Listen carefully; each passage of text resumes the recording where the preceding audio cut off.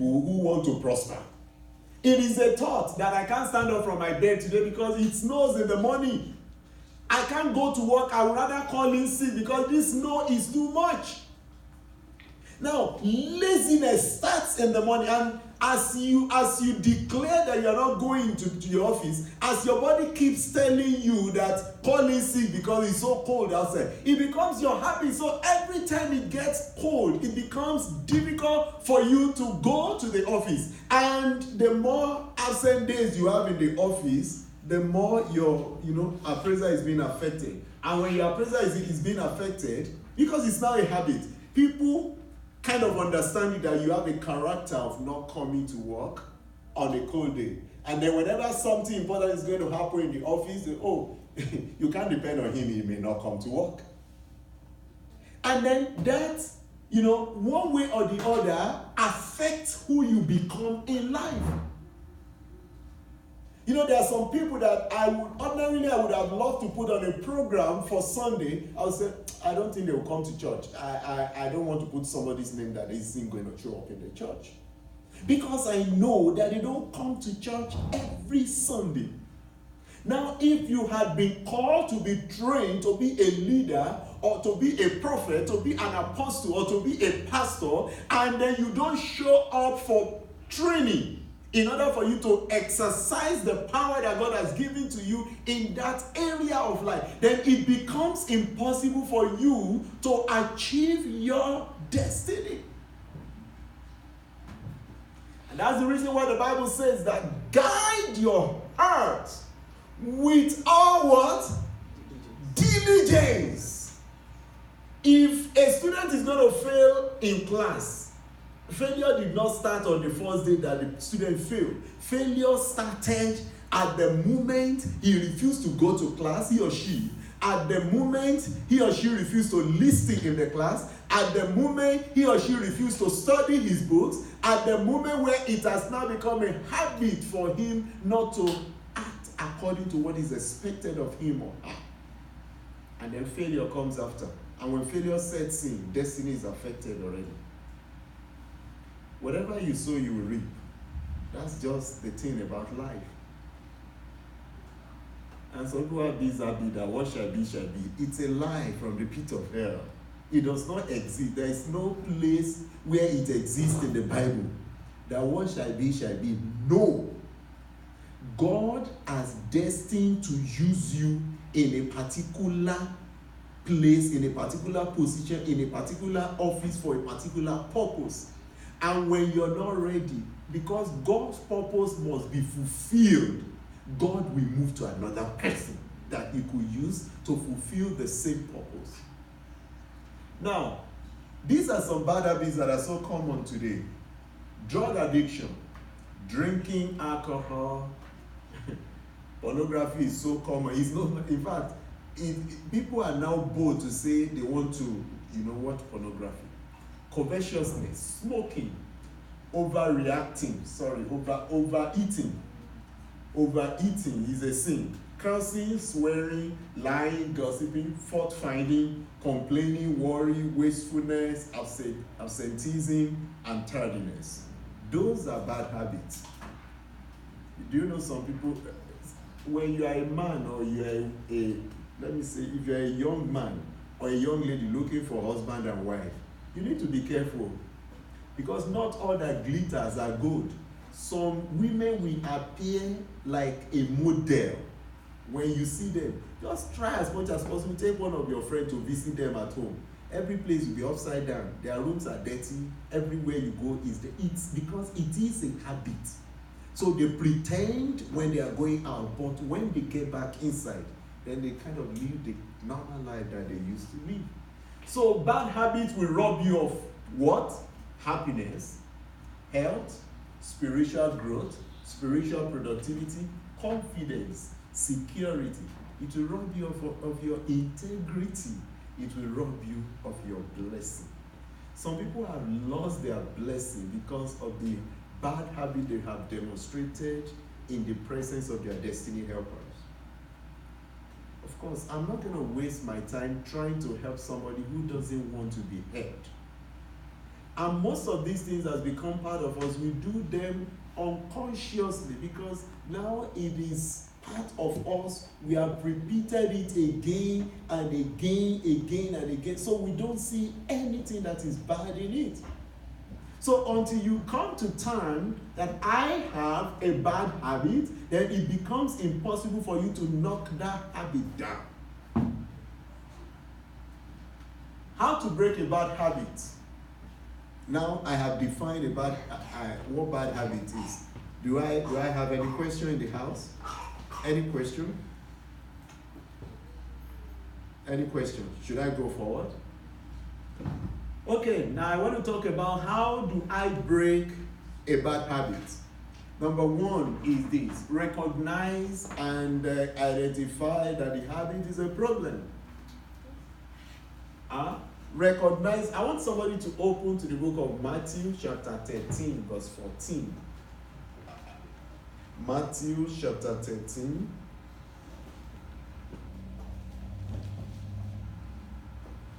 Matthew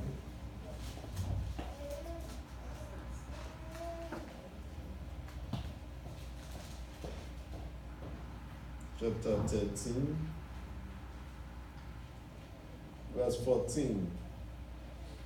This fulfills the prophecy of Isaiah, and it says, when you hear what I say, you will understand.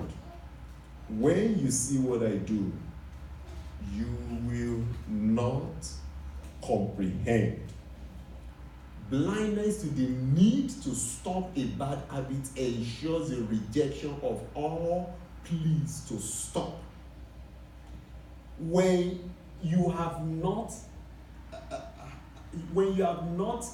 recognized it as a bad habit, then it becomes impossible for you to stop.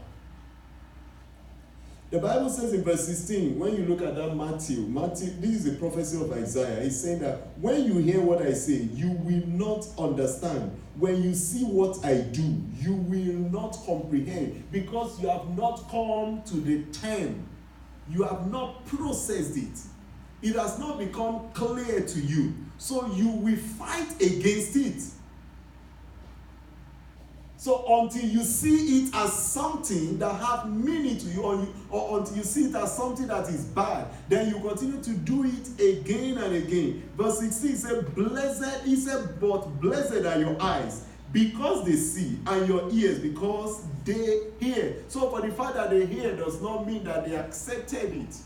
Or for the fact that you see does not mean that you have accepted the word. That is blindness. So blindness to those bad habits does not help you to stop them. There's this general saying. They said somebody loved cursing. He said, whoever say I love cursing, let God fire that person. What did you just do? You just cursed. So you did it unconsciously. But it has been something that you repeat over and over and over again. Identify the cause, not just the symptoms. Why are you doing it? Not you killing the effect of you doing it. Identify the root of the matter. Why? Why do I love to sleep when others are in the class? Is it because I'm tired? Is it because I'm lazy? Why is it that when I pick up my book, another thought keeps ringing in my head? Sometimes I deal with a lot of parents. Sometimes when their children are not doing well in school, and they're talking to me, I'll be telling them that you just need to keep talking to them. This place is different from Nigeria. There's little that I can do. And sometimes I hear things like, it's from his father's house that they'll say, his father people, they didn't want me to bring him to Canada, so I believe that they won't work again. Nobody. It's a lie. from the pit of hell. It's just a habit that your son or your daughter has developed over a period of time. And in the country where we used to be, you can get anything if you have anything. But here, you don't study, you don't pass. There is no shortcut. There is no shortcut. So the effect of those bad habits will show easily here. So not just the effect, but look at the cause. What are the symptoms of bad habits? What are the symptoms? When I said identify the cause, can you choose one bad habit and tell me the cause and the symptoms? That would help us to understand very well. Somebody should help us.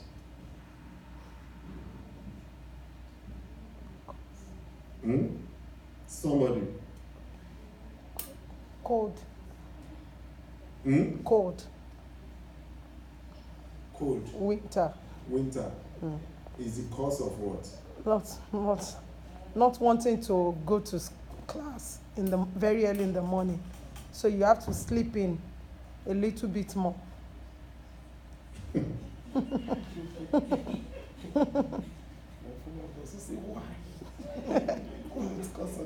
Let's open our Bible to the book of Matthew chapter 15. I just want us to read this. Matthew chapter 15 verses 12 to 19. Then the disciples came to him and asked, "Do you realize you offended the Pharisees by what you just said?" And what did Jesus say? Jesus said, "It is not what goes into the mouth that defiles you. You are defiled by what comes out of your mouth." And Jesus replied, "Every plant not planted by my heavenly Father will be uprooted. So, ignore them. They are blind guides leading the blind. And if one blind person guides another, they will both fall into a ditch."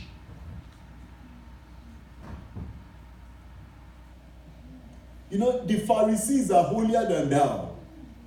They are the greatest teachers. So, because they have closed their mind towards the innovative or the spiritual teaching of Jesus Christ, it becomes difficult for them to perceive another teaching, a revolutionary teaching that actually brought out everything that they have covered. Then Peter said to Jesus, "Explain to us the parable that says, people aren't defiled by what they eat."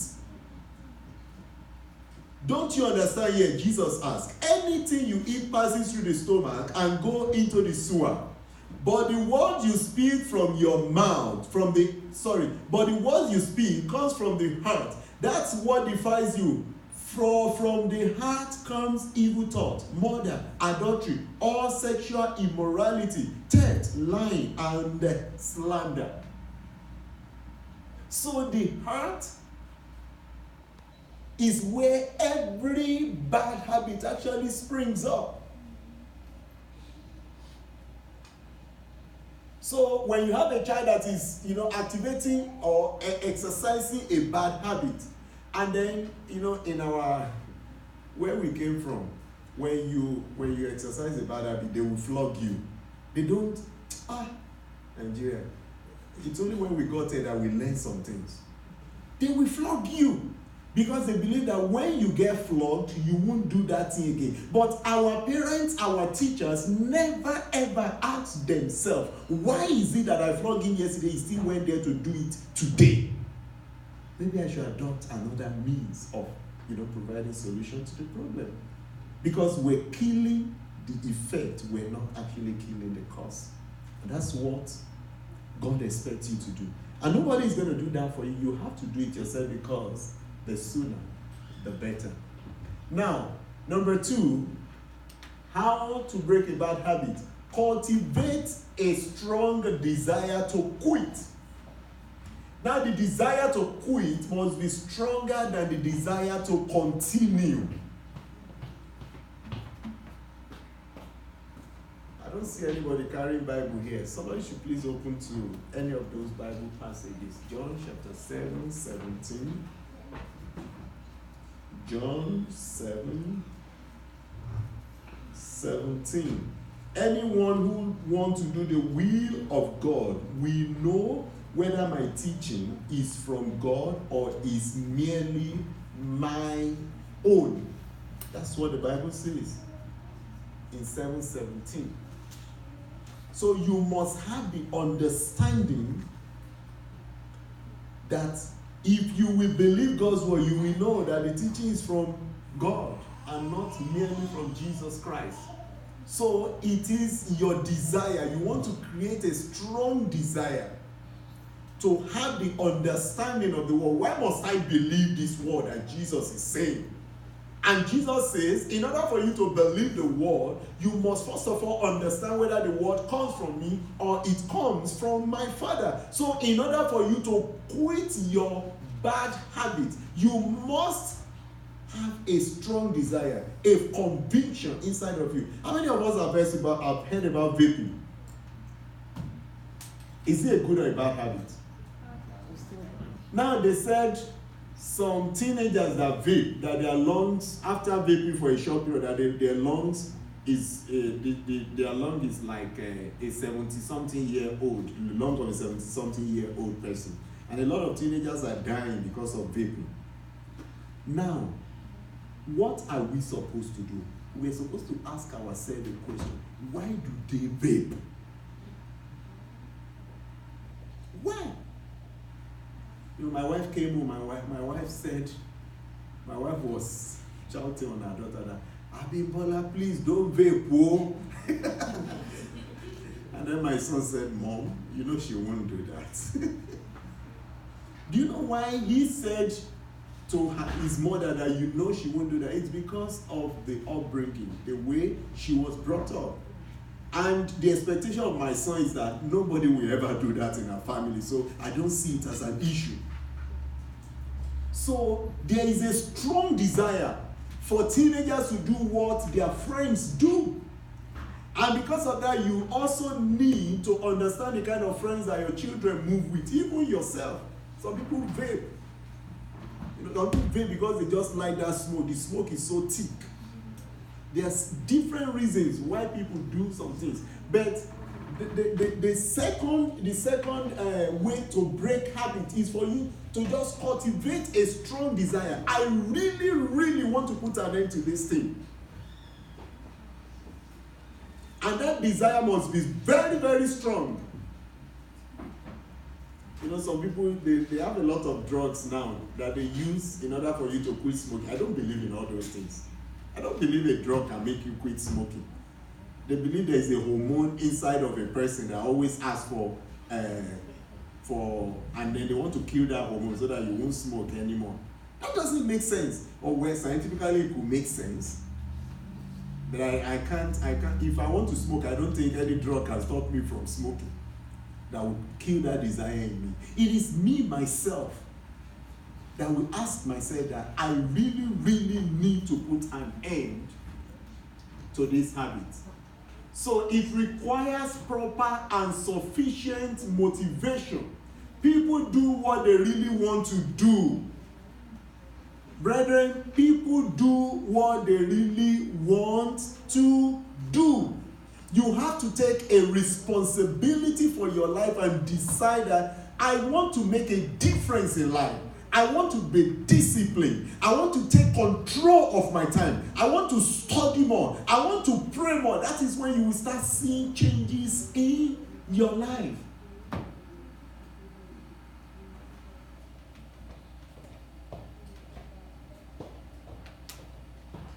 Cultivate hatred. This is number 3. Cultivate hatred for the bad habit. Too many have a wrong view of bad habit and its consequences. We need to see bad habit as sin and as being black and hell as hot.